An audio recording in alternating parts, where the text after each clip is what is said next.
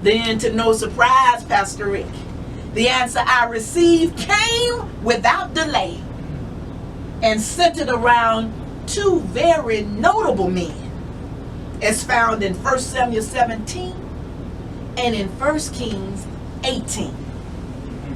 Now, it is with David in 1 Samuel 17, where he on at least two occasions let his light so shine before men.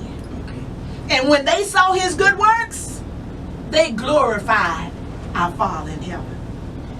First, it is while talking to King Saul in 1 Samuel 17, 34 through 37, where David, at the speculated age of either 17 or 18 years old, candidly spoke to him about the power of God, when he told the king that it was the Lord that delivered him out of the paw of the lion and out of the paw of the bear when they came to attack his father's sheep that were under his care.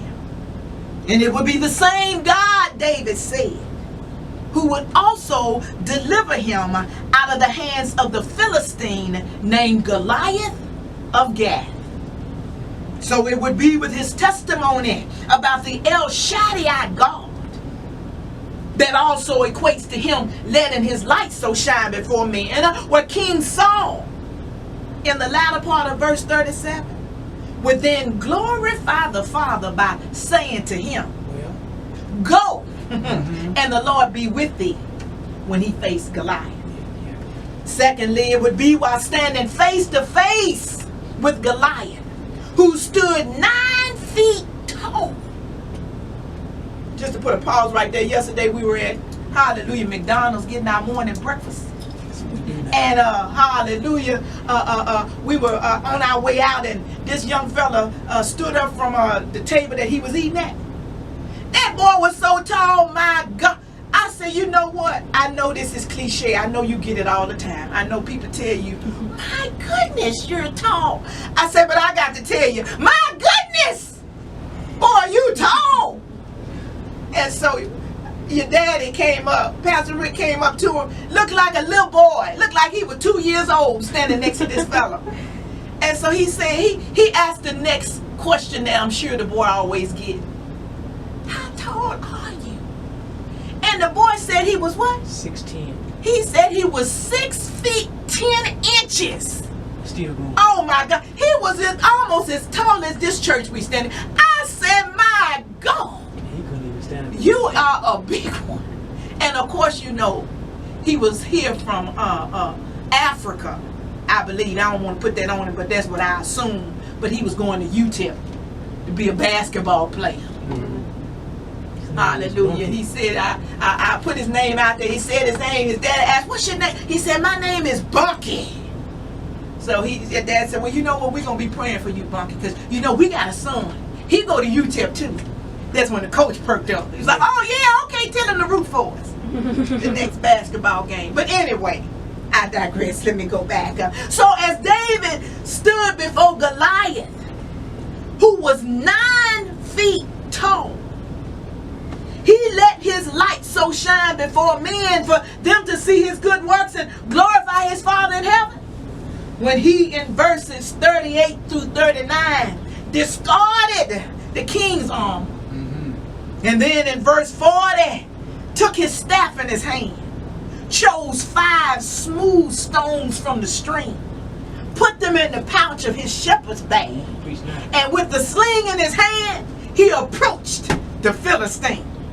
And after listening to a bunch of his empty threats and sadistic insults, David stepped to the uncircumcised Philistine, as he had called him earlier, and said from the NIV Bible in verses 45 through 47, you come against me. Come on. With sword and spear and javelin. Well. But I come against you in the name of the Lord Almighty, the God of the Israel armies, whom you have defied. This day, somebody say this day. This day. This day, the Lord will, hallelujah, hand you over to me. and I will strike you down and cut off your head. Today I will give the carcasses of the Philistine army to the birds of the air and to the beasts of the earth. And the whole world will know Come on, preach that out. there is a God in Israel. Well. All those gathered here will know that it is not by sword or spear Well. that the Lord saves. Mhm. For the battle is the Lord's. Well, come on. And he will give all of you Ooh. into our hands. Man. Now you tell me, if God wasn't glorified on that day in all that David said to Goliath. See, it was by David's words and actions where we see firsthand exactly how we can let our lights so shine before men, so that they may see our good works and glorify the Father in heaven. Because David never once put himself first or made it all about him. But instead, David made it all about God in everything that he said and did, which made it easy, I believe, for God to step in and to show himself strong. Well.